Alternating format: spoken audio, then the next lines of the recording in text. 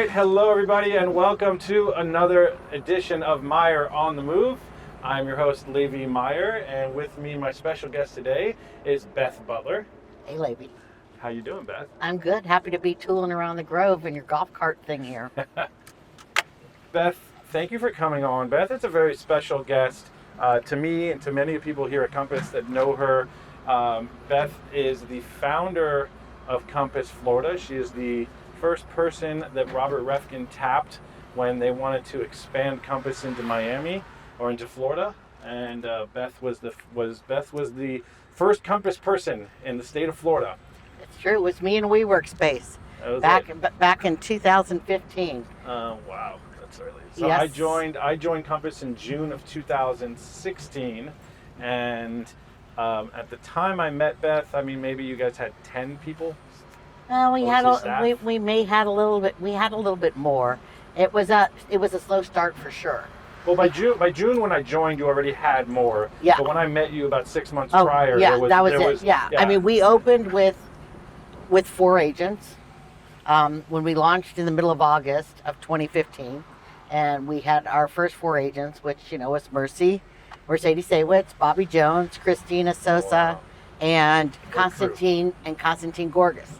Big shout out to the OGs. Yeah, they were the OGs, and I mean, I laugh when people say, "Well, we don't have this." Then we had nothing. I mean, when I say we opened with nothing, I mean nothing. So talk to me. Let's go a little bit further. Prior to Compass, prior to EWM and Sotheby's, you're originally from where? I'm originally from Miami. So where'd you grow up? I grew up in Coral Gables. Went to LaSalle High School for high school. Graduated and left, and went away. I went to Auburn for undergrad, and I moved to Richmond, Virginia after I graduated, and was an accountant. I was a factory accountant and financial analyst. Wow. Got my master's degree at night, and then I had my daughter, and I said, I want to go back to Miami. I miss Miami. Miami is a very unique place in the world. Yeah, especially here in the Grove and Gables. Yeah, and just diversity, the way the people are. You go other places, it feels very homogenous. And after a while, at first that's novel, but after a while, it's not novel anymore. You really want to come home. I wanted Cuban food. I wanted to listen to Spanish. I needed my Miami fix, so I moved back here in 1983. We needed pastelitos. Cuban coffee, yes. My cafecito. I need my cafecitos. cafecito, my croqueta. Yeah, so I moved back in 1983 and have been back here since. And it was a little while after 1983. I'm trying to think. I first got my real estate license in 1986. And started a company with a girl I went to high school with, her mother, who was the broker, and another woman. We did a lot of commercial work to begin with. That's what we started. We had the city of Miami as a client. We did a lot of their commercial leasing. So, talk to me about the numbers. One of the things Beth is most known for internally is just her knowledge of the market. How beautiful is this street, by the way? Gorgeous. Seminole is like, one of my favorites. Gorgeous road. So, talk to us about the numbers, Beth. To me, the numbers are important. For everybody in this business, you really always need to be on top of the numbers. And I think that there's so many out there that you can kind of get overwhelmed. So, and this is why I'm excited to have you on board because it's in this market, knowing the numbers matters. It matters. Really goes, like understanding the trends and seeing where understanding if the music is stopped or seeing if there's a window where you have an opportunity. And so to the buyers and sellers that are watching, I think this is a very important episode. And to agents that are watching this, it's a reminder that the numbers are everything right now. You really got to be up on it. Right, and I started kind of digging in with all this talk about, the R word, recession. Is it recession? How's that going to mean? Is it getting slower? Is real estate going to stop?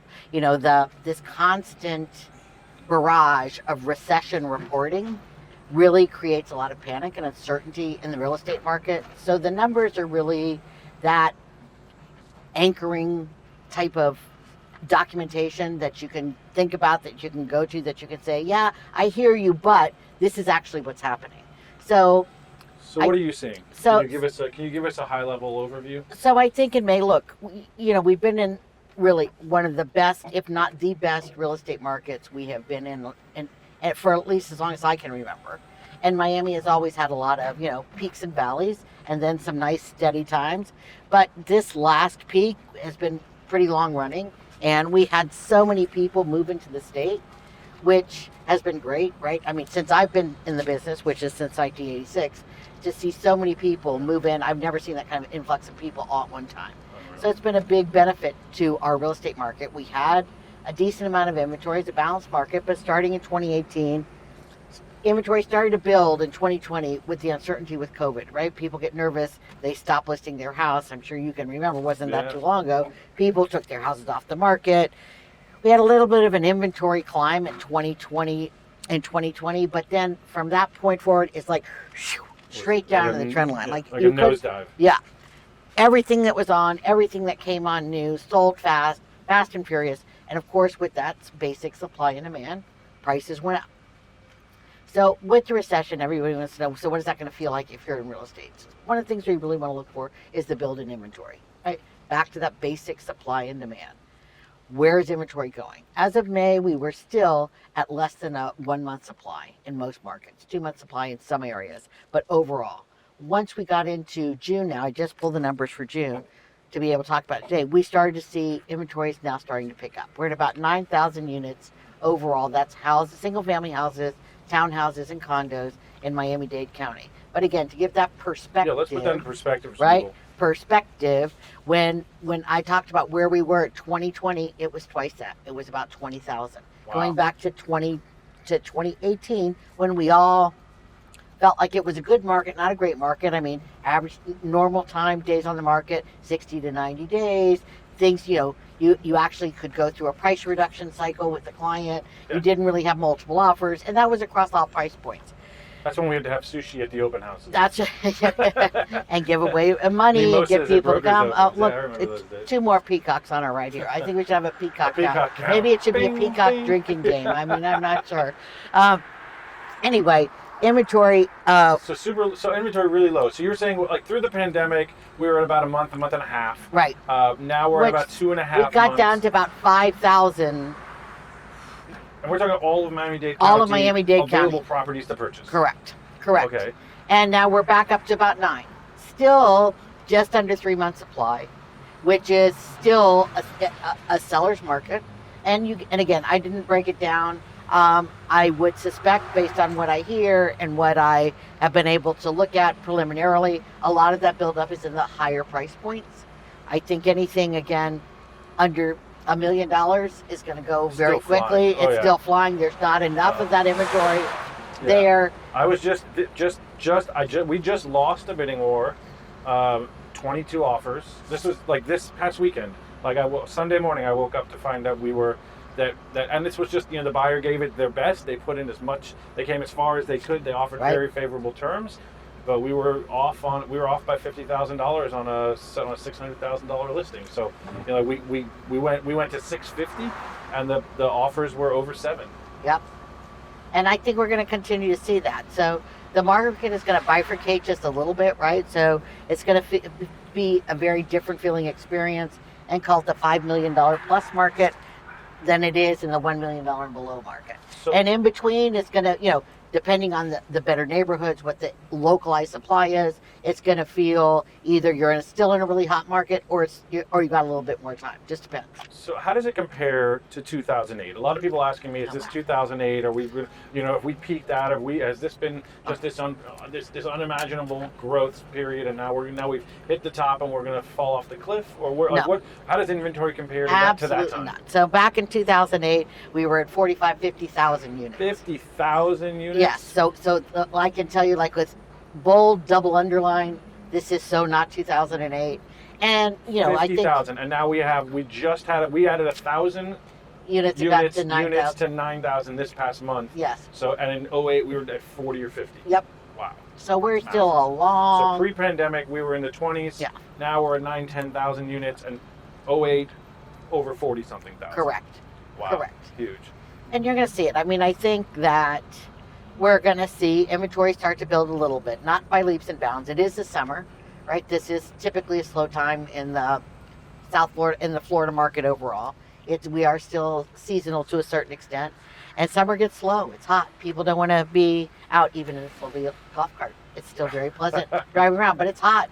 It's People hot. tend to stay inside. They leave town. They And go this is to, the year, I feel like this summer is the year, for almost 3 years now, people were unable to travel. And it just seems like this summer, people were let out of the cage. is that true? I do not know. I've never known so many people to be in Europe. Like, I mean, I know people that are in Madrid, they're in Saint-Tropez, they're in Ibiza, they're in Mykonos, they're traveling in, everywhere, everybody that has money that it seems to me is out of Miami and gone and traveling overseas right now. It's true. So I'm expecting that like the dust of this uncertainty probably settles throughout the summer by end of summer. People realize that we're still in a very low inventory market. Interest rates are not going to come back to 2.2% or 2.6%, like that we got addicted to that free money.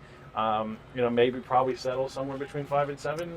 Is that Hard to say. I mean, listen, when I bought my first house, we had a come quick to close on our FHA loan at 10 and a quarter. Because it was like a 1 day reprieve you better hurry. from the Lock it in. from the 14% interest rate. When we bought our first house here in Coral Gables, came back in 1983, we assumed an 11% mortgage because that was a great deal.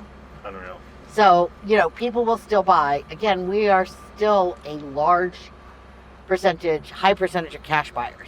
Especially if the people coming from the Northeast, from California, they're selling much more expensive property and they're buying cash here. So I think that's settled. So then, what do we say to people that let's talk about inventory levels? Like what options do you have available? I know that we're doing a lot of building, especially in the new construction and condominium. And Beth's new role at Compass is what, head of? I'm head of new development for the Southeast United States. So that is everything Florida, below New York, essentially. Well, yeah, Florida, Georgia, North Carolina, South Carolina. Okay. So we're active right now in Florida and in Georgia. We'll eventually get to North Carolina and South Carolina, but Florida and Georgia are keeping us pretty busy. Florida primarily, we've got people know. Let's just kind of go back again and look at history. We started the year 2021 nationally, 4.5 million housing units short. Now, they just published a new report. We are still $3.5 million. Yeah. Start again. 3.5 million units short supplied.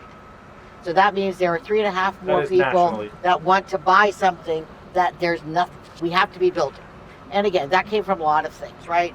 National home builders stopped building during COVID. They were delivering a house, 2 houses. The cost of home building went sky high. So the mid-size cost of home building it seems to me to almost pretty much have doubled. Yes. From what it was pre-pandemic. And you could have built $250, $300 a foot. It's up there at $600 a foot to build right now, and that's not even talking about ultra luxury. That's just general. And it's basic stuff. It's cement. It's windows. It's wood. It's just the basic building supplies have gotten to be so expensive. So then the mid-sized builders could not compete, right? They can't take the risk. Buyers were resistant to what they call escalation clauses, right? We saw those for a while in the resale market, but in building it says, here's our estimate, we're gonna build this house for you, and if it goes above this, you agree to pay the difference. Well, the problem is a lot of people borrow money. Yeah. And their bank says, we're not gonna pay that escalation. So that has to come out of your pocket. So for one way or another, there was a lot of building that stopped. In Miami in particular, and Florida, and also Broward County as well, South Florida, let's just say, our building is going to come for the most part in high rises. So what we've started to see is a lot of new buildings launch in the last 12 months, and will continue to launch going forward. Some big names too.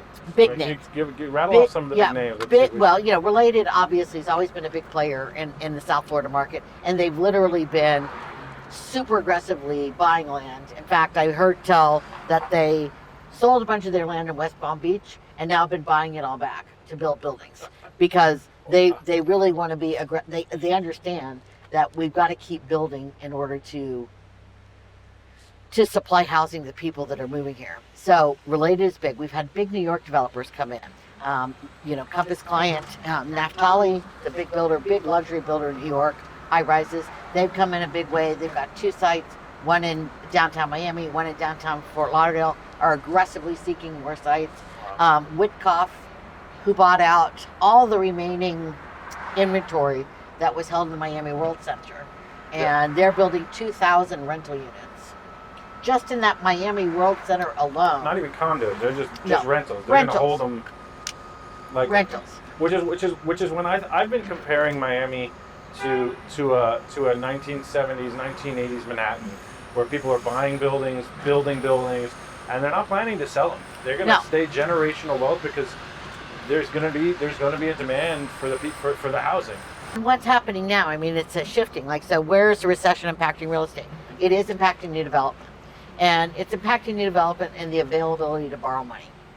So one of the things that's happened is the larger lenders, capital equities firms, are not feeling secure about the market overall, the money market overall. So they're pulling back on commitments, or they want a higher pre-sale requirement, or they'll say build a rental building. We feel much more comfortable with you doing a rental building. We see that there's an immediate return. We can sell it off to a fund if we need to. Yeah. There's a lot less risk in building a rental building. So when you understand that besides people wanting to create that long-term income, there's a lot of rental buildings going up all over South Florida. For that reason, it's a lot easier, it's faster to build, it's cheaper to build, and the financing is more readily available. Now that said, just in this last 2 weeks, I've had a couple of calls from developers that were going to do rental buildings, but the numbers came in so high that they want to do condos because they're in markets like downtown Fort Lauderdale where there are no condos. So they look around and they think, well, nobody's building here. There's 5 new rental buildings, high rises coming in, but no condos. So it seems to me there's a great opportunity for condos. So you're going to see a little bit of that. Property Markets Group in downtown Miami built that society building to be a rental building, and then at the last minute switched, and now it's, can't remember the name of it, starts with an E. It's a hotel. No, it's Elder, something with an E. I'll look it up. Yep, thanks. And they're going to do hotel and condos there, but they literally changed after the building had already been released as a rental building. It's standing, it's ready inventory, it's ready to go. So we're going to see some of that, right? People try to take advantage of the fact that condo inventory is low right now. And even though we pre-sold everything by the time they built it, typically.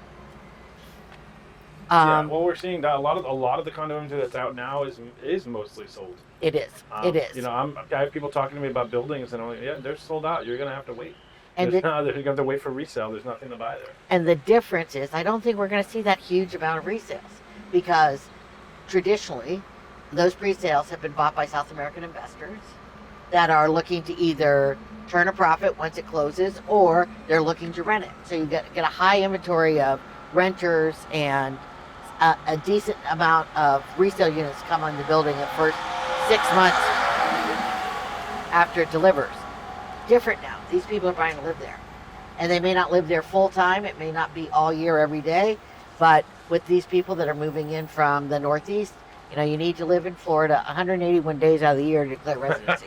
So they're going to be here 181 days. They're going to hang on to those. So units. You're seeing much more flexible rental policies. So we'll do, it's not only renting, you know, twice a year for 6 months plus each.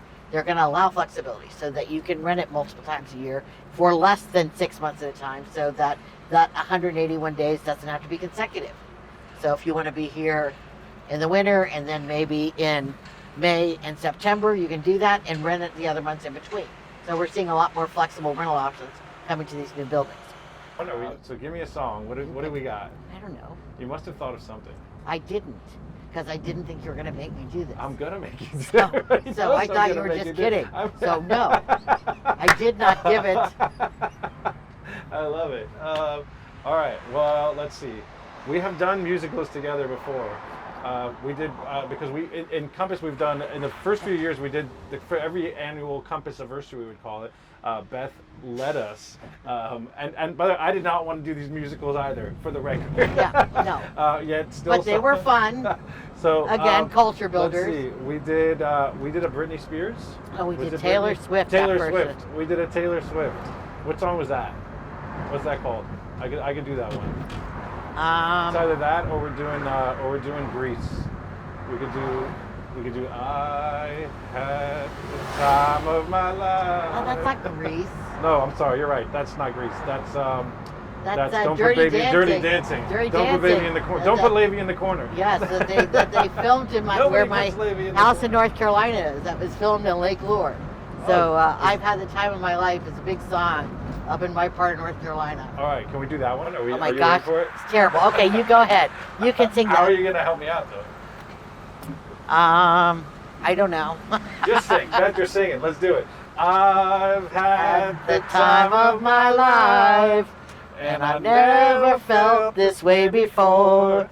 Yes, I swear. It's all true, and I owe it all to you. We're done. I love it. Well, thank you. She said she was not going to sing. I did, and I'm sure that And now your you don't ears know, are now less you know. are worse off for the wear and tear.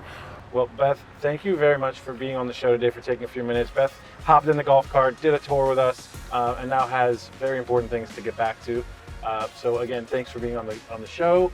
I hope that was educational for some of you guys. Please remember to like and subscribe. It's either here or there or somewhere over in one of these corners. But my social media teams keep telling me to remind you to like, subscribe, and follow along for the next episode. We have more special guests going. Actually, our next episode, I believe, is going to be Gary Feinberg. Gary Feinberg, PA. Gary Feinberg, PA, who just listed, the two top penthouses of the Ritz-Carlton. So he has the north and south penthouse, both for sale, one at 20, one at 25 million. And for only a clean 45 million, you two can have the top floor of, did I say the Ritz-Carlton? I'm at the Fontainebleau Hotel. Oh. I'm at the Fontainebleau. I'm sorry. So yeah, Gary Feinberg just listed the north and south tower penthouses of the Fontainebleau Hotel, and he's going to be our next guest. We're actually going to do a little tour of that. So stick around and follow us along. Subscribe for more information and to be notified. And Beth, thank you for Thanks, Levy. attending. It was fun. Bye. Except for the singing. Except for the singing.